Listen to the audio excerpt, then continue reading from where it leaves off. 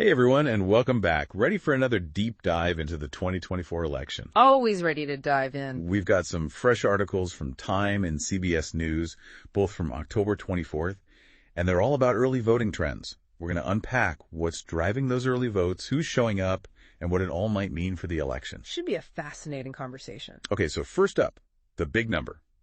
Over 28 million Americans have already cast their ballots. Wow, that's a lot. It is, right? That's 28,867,246 to be exact.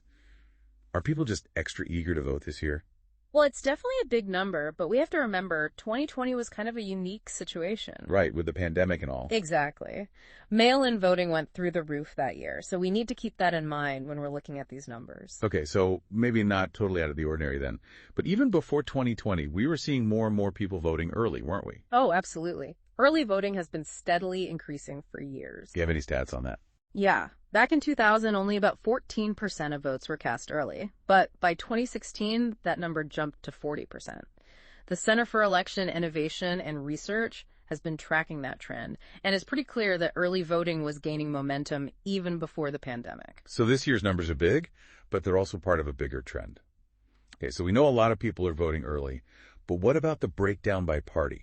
Are we seeing more Democrats or Republicans voting early? Ah, the million-dollar question. Well, our sources say that Democrats are ahead in mail-in ballots by about 1.3 million votes over registered Republicans.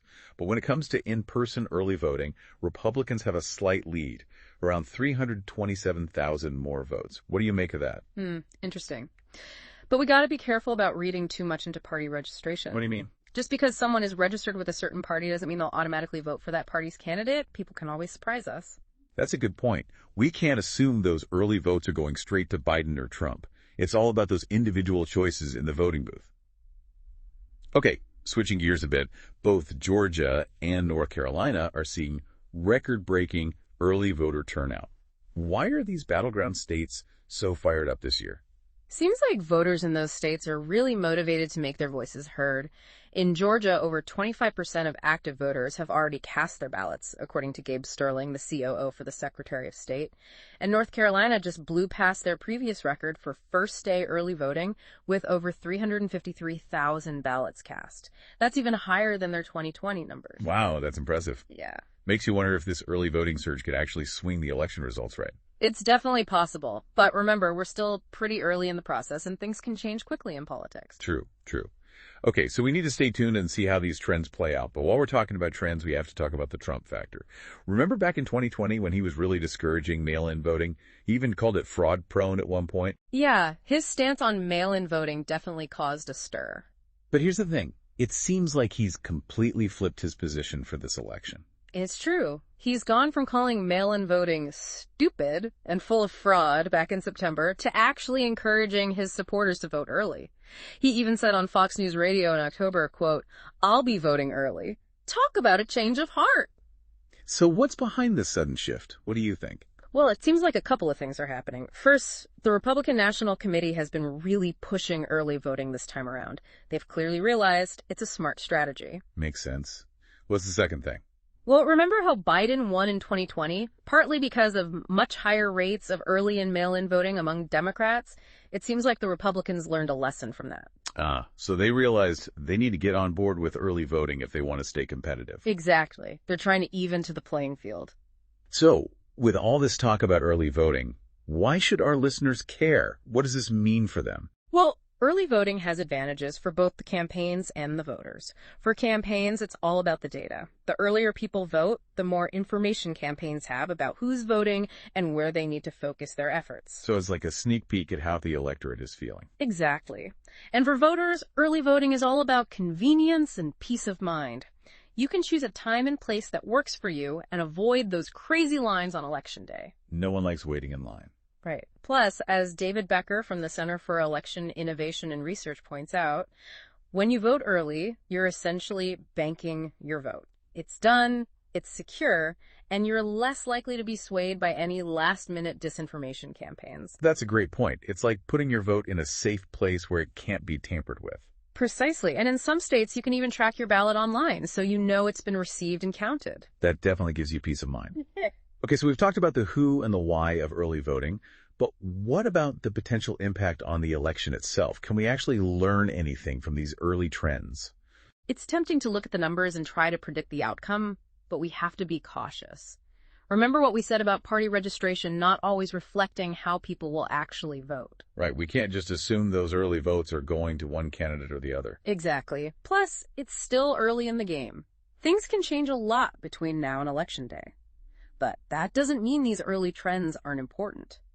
They can give us some insight into voter enthusiasm, how effective campaign strategies are, and even the general mood of the electorate. So it's like getting those early exit polls, but spread out over weeks instead of just one day. Exactly.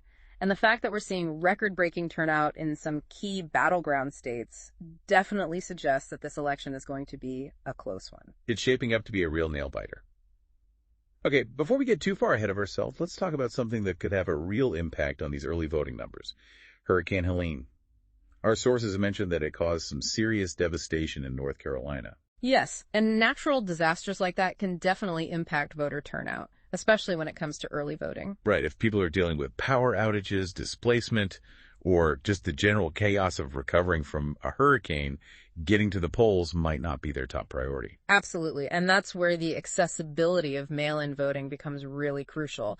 It allows people to cast their ballots even if they can't physically make it to a polling location. So even though North Carolina had those record numbers on the first day, who knows what will happen with Hurricane Helene, right?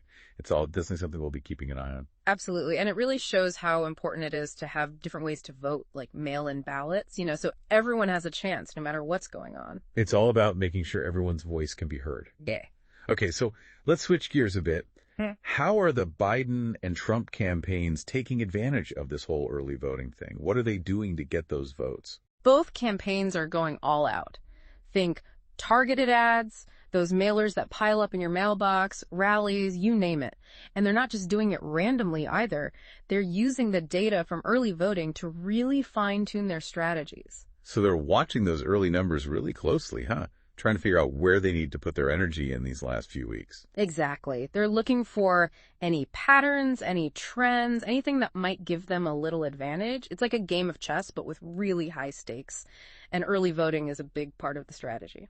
So if you're listening and you haven't voted yet, just know the campaigns are watching and they want your vote. And remember, early voting isn't just convenient for you. It's also more secure. You can bank that vote and not have to worry about it. Bank that vote.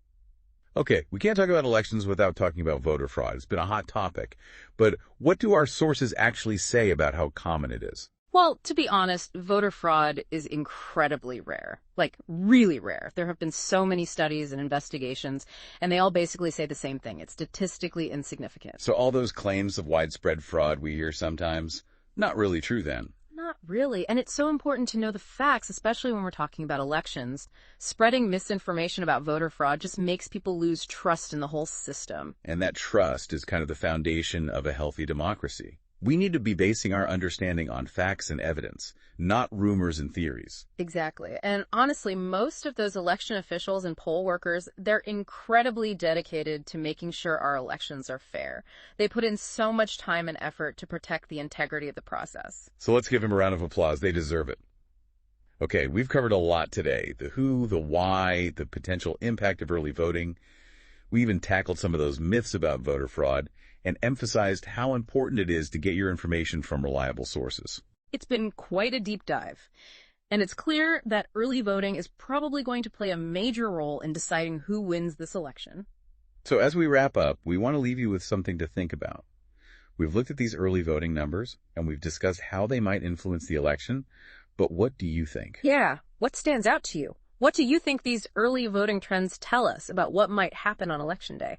Do you think they're a good predictor of the results, or could there be some surprises? We've given you the information. Now it's up to you to think about it and draw your own conclusions. It's a fascinating thing to watch, seeing how it all plays out. So keep those eyes on those early voting numbers. They might just be the key to understanding the story of the 2024 election. And as always, stay informed, stay engaged, and most importantly, make sure you vote. Your vote is your voice. Thanks for joining us for this deep dive into early voting trends. We'll be back soon with another insightful look at the 2024 election. Until then, stay curious and get those ballots in.